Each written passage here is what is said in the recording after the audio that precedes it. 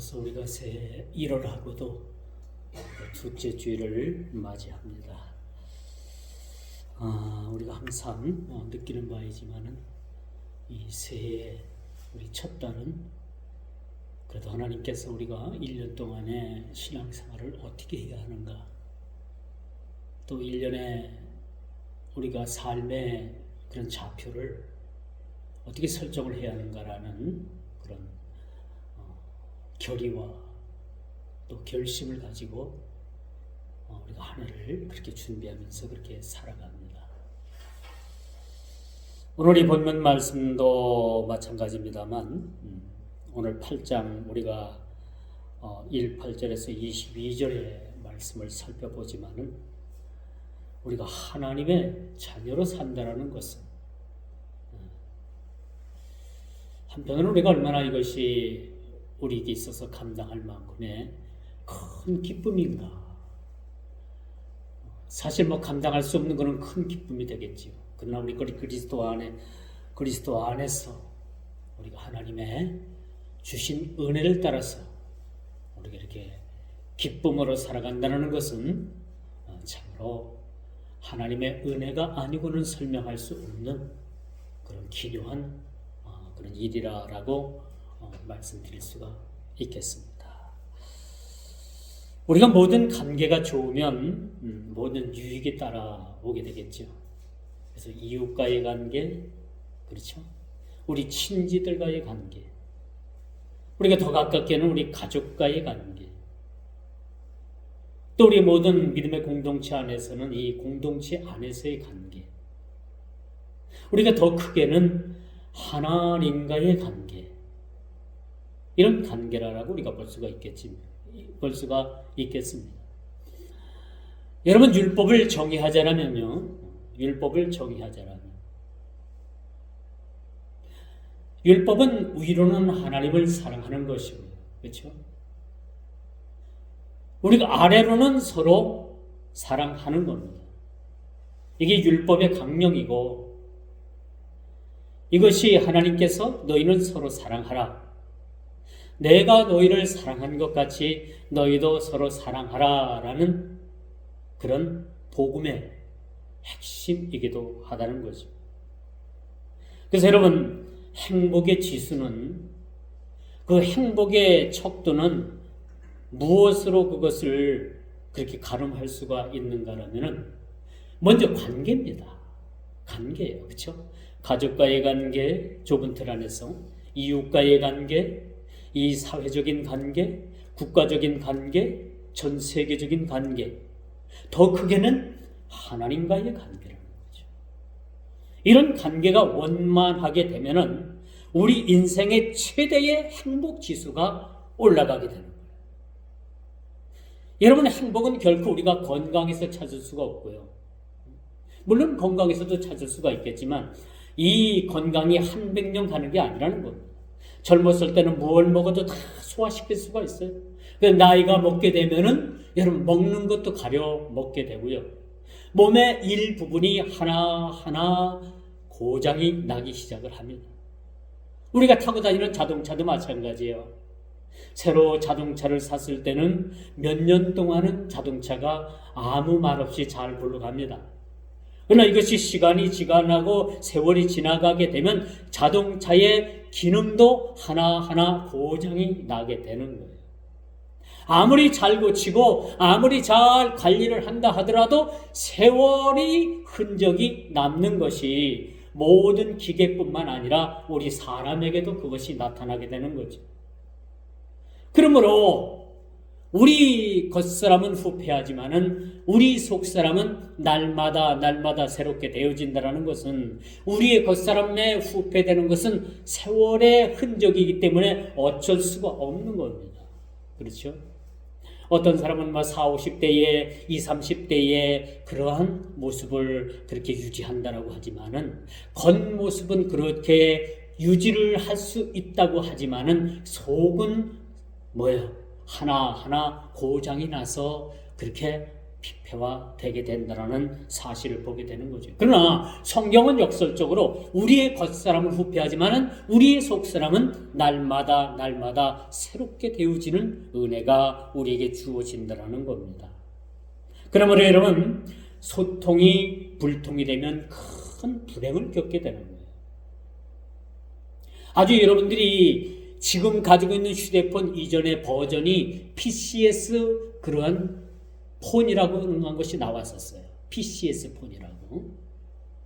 이 폰이 이제 LG에서 화통이라는 그런 기계가 나왔었는데, LG에서 이 화통이라는 이름을 가진 이 PCS 폰이 이름은 확 잘 통한다 해가지고 화통이라고 졌는데, 이 폰이 잘 통해야 돼. 어디 가든지 잘 터지고 통화가 잘 돼야 되는데 생각만큼 통화가 잘 안 되는 거예요. 그래서 뭐가 됐습니까? 화통이 아니라 화통이 된 거예요. 화통. 불화통이 된 겁니다. 그래서 그 기계가 사실은 나온 지도 얼마 되지 않아가지고 그 기계가 단종이 되고 말았어요. 여러분, 더군다나 우리 인간관계도 마찬가지입니다. 사람과 사람의 관계가 좋은 사람은 절대적으로 하나님과의 관계가 나쁠 수가 없어요. 또 역으로 말씀드려서 하나님과의 관계가 좋은 사람은 사람과의 관계가 아니 좋을 수가 없다라는 겁니다. 그렇겠죠? 이거는 여러분 부인할 수 없는 그런 진리입니다. 사람과 사람의 관계가 좋으면 반드시 하나님과의 관계가 좋고요. 하나님과 사람과 나와의 관계가 좋으면 나와 이웃 사람의 관계가 여러분 안 좋을래야 안 좋을 수가 없는 겁니다. 그러므로 너희들은 서로 사랑하라. 사랑하라. 이처럼 우리가 하나님 자녀로 산다라는 것은 참 행복한 일인 것입니다. 우리가 하나님의 자녀로 산다는 것은 세상 일들과 같지 않다라는 겁니다. 하나님 자녀로 산다는 것은 더는 우리에게 고통을 수반할 수 있어요. 하나님 자녀로 산다는 것은 우리에게 어떠한 고난과 시련과 역경이 우리에게 찾아올 수가 있다는 겁니다. 그러나 분명한 것은 이러한 상황 가운데서도 우리가 하나님 자녀로 살아갈 수 있다는 것은 우리 인생의 행복의 최대의 극치를 누릴 수 있는 그러한 사실이라는 것을 우리는 염두에 둘 필요가 있다는 겁니다. 올 한 해에도 우리가 하나님과 동행하는 에녹과 같은 그런 믿음의 소유자들이 다 되기를 주님의 이름으로 축원드리겠습니다. 옛날 선지 에녹은 늘 1년 365일 아니 그의 평생 일평생을 주님과 동행하며 살다가 모두가 죽어야 되는 그 죽음을 맛보지 아니하고 하나님 나라로 그렇게 들려 올라갔던 그런 시대의 선구자였습니다. 에녹. 우리가 옛 선지자 에녹을 생각할 때 무엇을 떠올립니까? 그는 늘 하나님과 동행하는 삶을 살았다는, 늘 하나님과 동행하는 삶을 살게 됩니다. 기분 좋을 때만, 하나님께서 나에게 모두 좋은 일만 있을 때만 하나님과 동행하는 척하며 사는 삶이 아니라 우리가 기쁠 때나 슬플 때나 어려울 때나 힘들 때나 어떤 가운데서도 늘 우리가 하나님 주님과 동행하는 삶을 살았던 사람이 바로 에녹이었다는 그런 에녹의 삶이었습니다.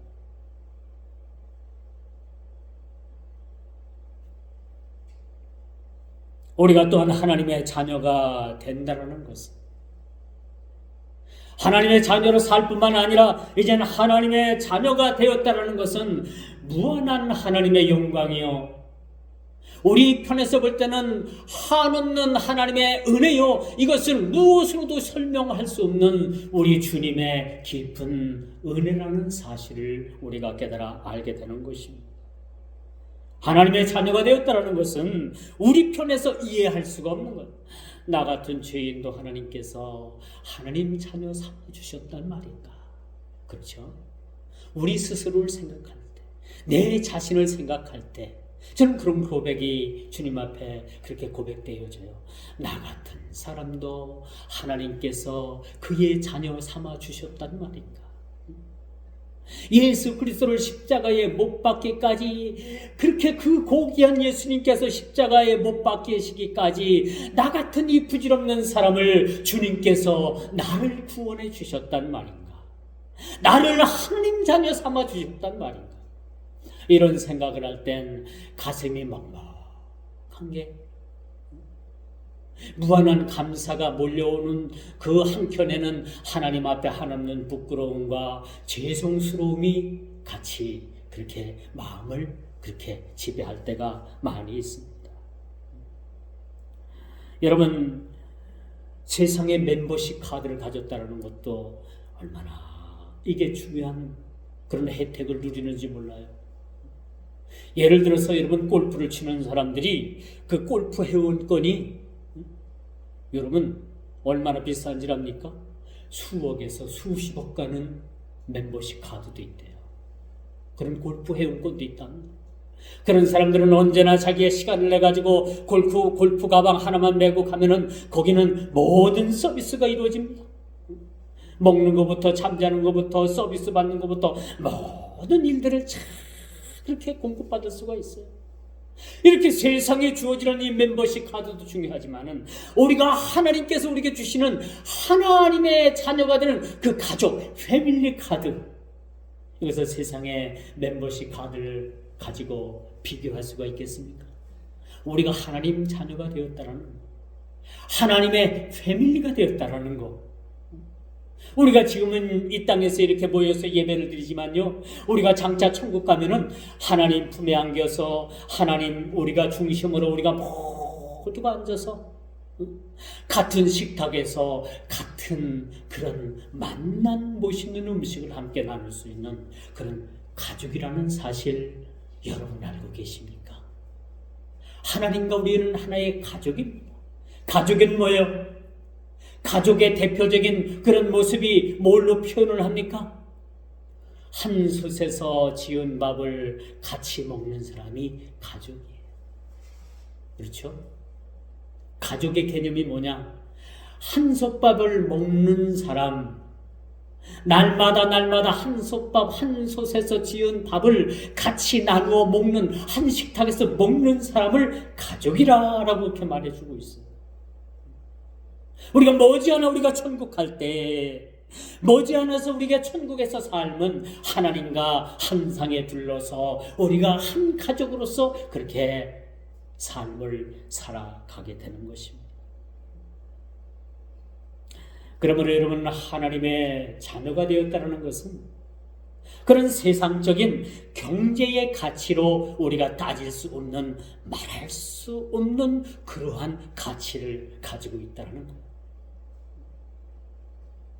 하나님 자녀가 된다는 것은, 하나님 자녀로 우리가 살아가게 된다는 것은 세상의 어떤 경제적 가치로 따질 수가 없다는 것이지요. 오늘 이 본문을 히브리적 관점에서 인용해서 우리가 관련해서 우리가 살펴보게 된다면, 오늘 선지자와 그의 아들들의 이름이 갖는 이름이 메시지는 무엇이냐? 갖는 이 메시지의 의미가 무엇이냐? 바로 예수 그리스도의 희생으로 말미암아 구속의 모형과 동일하게 해석되어져 있다라는 사실을 우리에게 보여주고 있는 겁니다. 아수르 군대가 쳐들어와도, 그들을 위해서 멸망을 당해도, 그들을 위해서 고통을 당해도, 그들을 위해서 목숨을 잃어도 여전히 우리는 구속의 모형인 예수 그리스도, 그분만으로 인해서 우리의 참 행복의 지수가 이것이 유지될 수 있다는 것을 오늘 본문을 통해서 우리들에게 그렇게 말씀해 주고 있다는 것입니다. 그러므로 즉 말씀하시는 분은 메시아 예수 그리스도를 말해주고 있고, 그의 자녀들을 칭하는 저와 여러분들은 영적인 자녀뿐만 아니라 우리 모든 삶을 책임져 주시는 그러한 삶이 우리에게 보장되어 있다는 사실들을 우리가 이 시간 말씀을 통해서 확인하게 되는 것입니다. 즉 하나님의 자녀가 되었다는 것은 세상의 그 어떤 귀한 멤버십과도 같지 아니하고 하나님의 자녀로 산다는 것은 인생의 최고의 극치의 가치를 누리면서 살게 된다는 사실들을 우리가 깨달아 알게 되는 것입니다. 그러므로 이제는 우리가 하나님의 자녀로 산다는 것은 우리가 웨스트민스터 소요리 문답 제1문에 뭐라고 그렇게 기록이 되어 있는가? 사람의 제일 되는 목적이 무엇입니까? 우리 인생의 제일 되는 목적이 무엇입니까? 뭐라고 생각을 합니까? 많은 세상 사람들은 이 땅에서 행복하게 사는 거예요. 돈 많이 벌어가지고 부자 되는 거예요. 이 땅을 건강하게 살아가게 되는 겁니다. 우리 자녀들이 잘 되는 겁니다. 내가 직장에서 승승장구하게 되는 겁니다. 모든 사람들이 세상적 기준에 맞춰서 그 포커스에 맞춰가지고 그들에게 그렇게 대답을 할 것입니다만은 우리 소요리 문답 제1문에 보니까는 우리 사람의 제일 되는 목적, 우리 인생의 제일 되는 목적이 무엇이냐? 하나님을 영화롭게 하는 거라고요. 우리 인생의 목적이 하나님을 영화롭게 하는데 목적이 있다고 했고요. 영원토록 그를 즐겁게 하는 것이 우리 사람의 목적이라는 거예요.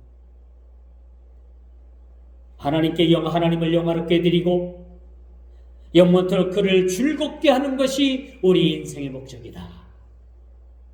이 일을 누가 하겠습니까? 그리스도인 된 저와 여러분들이 이 일을 감당하게 되는 것입니다. 세상 사람들은 이런 일들을 감당할 수가 없어요. 어떻게 그들의 삶의 목적이 하나님을 영원롭게 드리는 일들이며 어떻게 그들의 인생의 목적이 영원토록 그를 즐거워하는 것이라고 우리가 그들 입에서 그런 고백의 말을 들을 수가 있겠습니까? 전혀 기대할 수가 없는 그런 말이라고 우리가 볼 수가 있겠죠. 그러므로 우리가 하나님의 자녀로 산다는 것은 세속과의 단절을 의미해 주고 있는 것입니다. 하나님 자녀로 산다는 것은 세속과의 단절을 의미해 주고 있어요.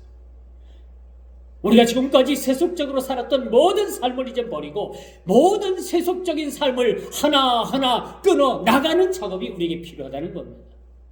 그렇다고 여러분, 세상을 저버리고 산에 들어가서 자연인처럼 살라는 얘기가 아니에요. 여러분 요즘 TV 뉴스 방송에 보면은 MBN에서 여러분 그렇게 나는 자연인이다 라는 프로가 있잖아요. 많은 사람들이 그 프로를 많이 보더라고요. 그런데 여러분, 하나님의 자녀가 그렇게 세상을 떠나서 그렇게 산에 들어가서 자연인으로 살라는 것이 아니에요. 이것은 하나님의 뜻이 아닙니다. 너희는 누룩처럼, 너희는 뱀처럼 지혜롭고 비둘기처럼 순결하여서 세상 속으로 들어가서 어떻게 해요? 하나님의 복음을 전하는 겁니다. 그 역동적인 하나님의 복음을 전하는 것이, 그러므로 그 일을 통해서 하나님 나라가 확장되는 것이 저와 여러분들의 몫인 거예요. 세상 등지고 여러분 연을 끊고 산에 들어가서 자연인으로 살아가는 것이 하나님께서 저와 여러분들에게 원하시는 방법이 아니라는 사실입니다. 그러므로 여러분, 성도된 저와 여러분들은 이 제약된 세상을 주님의 빛으로, 소금으로 우리가 세상을 살아내는 겁니다. 이것이 우리가 하나님의 자녀가 되었다는 겁니다. 그러므로 흑암의 백성들이 다 일어나서 그 큰 빛을 보았다라고 성경은 우리들에게 그렇게 말씀해 주고 있습니다. 오늘 본문에 보니까 주절주절거리며 신접한 자와 마술사에게 묻는 자는 결코 하나님의 자녀로 살아갈 수 없다라는 것을 오늘 본문은 우리들에게 그렇게 보여주고 있습니다. 우리가 죄를 인정하고 자신의 가오와 실수를 인정할 때 비로소 주님의 은혜 아래 살아갈 수가 있는 것입니다. 하나님의 자녀가 됐다는 것은 나의 나된 것은 나의 은혜가 아니라, 나의 힘이고 나의 스펙이 아니고 나의 실력이 아니라 오직 하나님의 은혜라는 것을 우리가 고백할 때, 그때부터 주님을, 우리를 사로잡아 우리를 멋진 자녀로 인생을 살아가게 만들어 주신다는 것입니다. 어떤 이들은 주저주저거리며 속살거리는 이들이 있는데, 이런 자들을 우리는 경계해야 합니다. 뒤에서 주절주절하고 또 한 무리에 모여 속닥속닥하고, 앞에서는 말하라고 할 때 한 말 못했다 뒤에 가서 쏘근쏘근대고 속닥속닥대고 주절주절거리는 사람들, 반드시 수상한 사람들이, 이런 자들을 경계하라라고 이렇게 말해주고 있습니다. 마땅히 저와 여러분들이 하나님의 자녀라면 자기 하나님께 구할 것이 아니냐라고 오늘 본문 19절은 그렇게 말해요. 마땅히 우리가 하나님의 자녀라면 그 크신 하나님께 구할 것이 마땅한 것이 아니냐라고 그렇게 말해주고 있습니다. 사랑하는 성도 여러분, 올 한 해는 우리가 하나님께 마음껏 구하고 마음껏 하나님께 여러분 기도하고, 우리가 마음껏 하나님께 구할 때 하나님께서 우리에게 예비하신 모든 일들을 여러분들이 성취하시는 저와 여러분들 되기를 주님의 이름으로 축원드리겠습니다. 하나님은 산자의 하나님, 죽은 자의 하나님이 아니에요. 그래서 하나님은 야곱의 하나님이라고 했어요. 아브라함의 하나님이요, 야곱의 하나님이요, 이삭의 하나님이라고 말해주고 있습니다. 그것이 즉 이스라엘 계보, 산자의 계보를 얘기해주고 있는 거예요. 하나님은 죽은 자의 하나님이 아닌 겁니다. 에서의 하나님이 아니라, 그러나 이스마엘의 하나님이 아니라는 겁니다. 그 살아있는 생명력 있는 그 계보, 산자의 하나님이 되신다는 것입니다. 산자를 위해서 죽은 자에게 구하는 것은 어리석은 것입니다. 산자를 위해서, 산자가 죽은 자를 위해서 구하는 것은 어리석은 거죠. 죽은 것은 이미 끝나는 겁니다. 우리가 살아있을 때 여러분 모든 인격체가 형성되고, 인격이 있으므로 우리가 서로 인격을 존중하게 되는 겁니다. 우리가 이제 죽음과, 생명과 죽음이, 육신과 영혼이 분리되면 그때부터는 우리 인격이 우리 몸에서 떠나가게 되는 거예요. 그러므로 죽은 사람을 인격이 있다라고 하지 않습니다. 우리 인격이 있다는 것은 하나님께서 우리에게 주신 영혼이 우리 몸에, 우리 자수에 머물러 있고, 영혼과 육신이 함께 있을 때 우리 인격체도 온전한 인격체가 되는 거예요. 그러므로 죽은 자에게는 더 이상 우리가, 죽은 자가 우리의 경배의 대상이 될 수가 없다는 겁니다. 여러분들이 장례식에 가서도 마찬가지예요. 여러분 국가에 대한 이런 묵념하는데 머리 숙여 묵념하는 사람들도 있어요. 우리 그리스도인들은 그 국가에 대한 그런 묵념도 여러분 조심해서 해야 합니다. 죽은 자를 위한 기도는 없습니다. 오직 살아있는 자를 위한 기도뿐입니다. 죽은 자를 위해서 우리가 잠시 애도하는 것은, 애통하는 마음을 갖는 것은 잠시일 수도 있습니다만, 그 죽은 자를 경배하고 숭배하는 것은 우상에 지나지 않는다는 것을 우리는 잘 알아야 되는 것입니다. 그러므로 이제 마지막, 마땅히 율법과 중보의 말씀을 따라야 살아야 된다는 것이 오늘 20절 우리에게 주는 그런 말씀이라고 볼 수가 있겠죠. 선지자는 이 불신자들의 어리석음을 지적한 후에 신자의 마땅히 행할 바를 선포해 주고 있습니다. 어리석은 자들이 어떤 자들이에요? 주절주절거리는 자들, 속살거리는 자들, 신접한 자를 찾아가는 자들, 마술사를 찾아가는 자들, 이런 자들은 마땅히 죽은 자와 같은 자들을 우리가 경계하고 멀리해야 되는 자들이라는 것을 성경은 우리들에게 이렇게 가르쳐 주고 있다라는 것입니다. 마땅히 하나님의 자녀라면 율법과 증거의 말씀을 따라 우리가 살아가게 되는 거죠. 우리에게 주신 율법이 뭡니까? 우리에게 주신 율법의 강령이 뭐예요? 그 율법을 압축하고 줄이고 또 줄이고 줄이니까 뭐예요? 십계명 아닙니까? 그렇죠? 근데 십계명을 여러분들 지키려고 하니까 지킬 수가 있어요, 없어요? 저도 십계명 다 못 지켜요. 여러분 지켜요? 지켜요, 못 지켜요? 십계명 다 지키면서 살아갑니까? 못 지켜요. 그래서 십계명에서 더 하나님께서 줄여주셨어. 딱 두 가지로 줄여주셨어. 10계명을.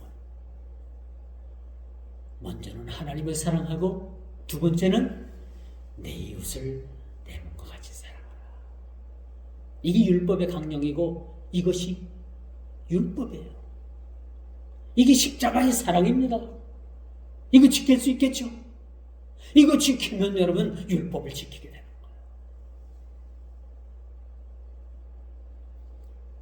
오늘 본문에 보니까 주절거리며 속살거리는 자들, 신접한 자와 마술사들에게는 이렇게 묻는 자들을 경계해야 된다. 경계하지 않으면 정녕 아침의 빛을 볼 수 없다라고 그렇게 말해주고 있어요. 이게 무슨 말이에요? 죽는다는 소리예요. 죽는다는 소리. 우리가 저녁에 밤이 되어서 우리가 잠자리에 누울 때는 어떤 희망을 가지고 우리가 잠자리에 눕습니까? 어떤 희망을 가지고 잠자리에 누워요? 내일 아침 해를 떠오르는 아침 해를 볼 것이며, 그렇죠? 여러분들이 벗어놓은 신발을 다시 신는다는 그러한 생각을 가지고 하룻밤을 여러분들이 하루에 저녁에 한 밤에 쉼을 얻게 되는 거예요. 그런데 여러분 막상 여러분들이 이젠 모든 하루 일과를 마치고 벗어놓은 신발을 그 다음날 아침에 신는다는 보장이 있어요, 없어요? 있습니까, 없습니까? 아무도 없어요. 아무도 없습니다. 내가 이 벗어놓은 신발을 다음날 아침에 이 신발을 신는다라는 확신을 가지고 사는 사람들은 없는 거예요. 오늘 밤에 하나님께서 내 영혼을 취해가시면 나는 내일이라는 것은 이 세상에서 내일의 아침은 없는 것입니다. 그렇죠? 내일은 아침. 그러나 우리에게 한 가지 소망은 뭡니까? 우리가 살든지 죽든지 흥하든지 망하든지 패하든지 노하든지 세하든지 모든 것을 우리가 하나님께 맡기는 사람은 모든 일을 합력해서 선을 이룬다는 사실 믿으시길 바랍니다. 우리의 앞날은 우리가 한치 앞도 내다볼 수 없는 내일 일어날 수 없지만 내일에 일어나는 일들은 우리는 알 수 없지만은 내일 일은 우리는 알 수 없지만은 뭐야? 우리가 어떤 상황 가운데 우리의 먼 미래를 하나님께서 우리를 보장하신다는 것만큼 우리는 확신하는 믿음을 가졌다는 것을 믿으시기 바랍니다. 내일 일은 난 모르지만 장래일은 우리에게 보장되어 있고 우리의 장래일은 우리가 눈으로 보듯이 장래일을 바라볼 수가 있다는 겁니다. 모세가 그게 애굽에서 그 하나님의 백성들을 이끌고 그 요단강을 이렇게 건너서 가나안 땅을 바라보면서 무슨 생각을 했을까요? 나도 저기 들어가고 싶다. 끝까지 이 백성들을 가나안 땅으로 들여드리고 싶었던 마음은 굴뚝 같았으나 하나님께서 그것을 허락하지 않으셨습니다. 모세는 요단강 건너 가나안 땅을 바라보는 것으로 만족할 수밖에 없었습니다. 그러나 사랑하는 성도 여러분, 오늘날 저와 여러분들에게는 우리가 영육으로 바라보는 이 가나안 땅, 그 요단강 너머의 그 가나안 땅을 바라보게 하셨을 뿐만 아니라 그 요단을 건너서 그 축복과 젖과 꿀이 흐르는 가나안 땅을 우리들에게 선물로 주셨다는 사실을 믿으시길 바랍니다.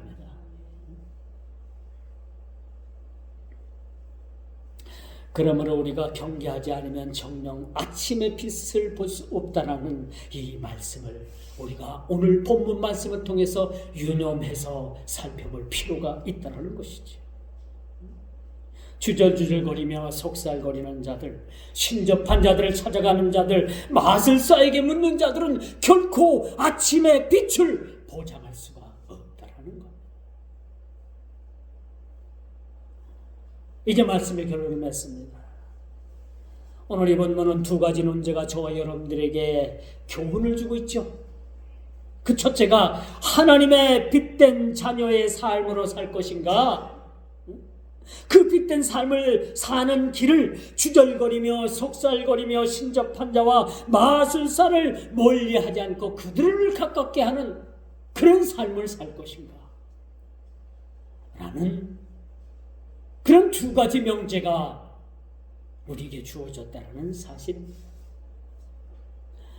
여러분, 놀라운 일은요, 연초에 점쟁이를 찾는 고객의 25%가 기독교인이라는 사실들을 여러분 알고 계십니까? 소위 교회 다닌다는 사람들이 기독교인이라면 너무 많이 좀 멀리 좀 가깝게 나눈 것 갖고 가서 제가 말씀을 정정합니다만, 교회 다닌다는 사람들 25%가 연초에 점쟁이를 찾아갖고 1년 자기 운명을 점쟁이에게 물어본대요. 놀라운 일도 아니에요. 이게 수년 전에 그렇게 발표됐던, 조사되었던 일입니다. 지금은 신앙의 혼합주의 시대에 살아가고 있습니다. 다시 말씀드려서 무슨 말씀이냐? 모든 세상의 종교를 하나로 보는 거예요. 모든 세상의 종교를 하나로 모는 겁니다. 기독교, 불교, 마음의 뜻, 천주교, 유교, 어떤 종교 할 것 없이 다 종교는 하나다라는 그런 캐치 프레이즈건을 걸고서 종교를 하나로 그렇게 외치는 집단이 있습니다.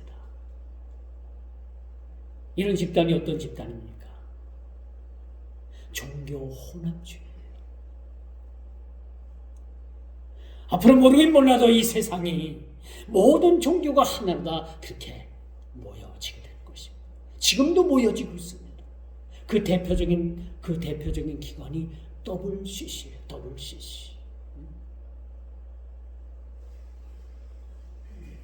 우리 기독교 교단 내에, 교회 기독교 교단 내에도 WCC에 가입되어져 있는 교단의 활동이 지금 얼마나 왕성한지 몰라요.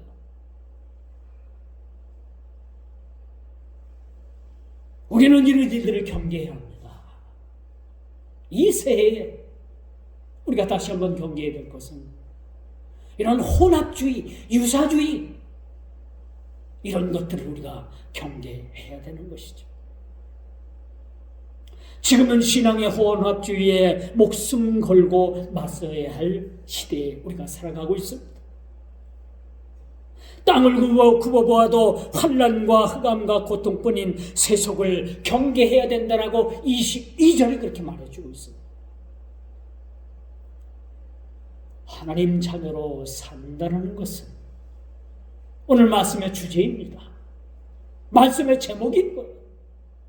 하나님 자녀로 산다는 것은 퀘스천 마크가 붙지요.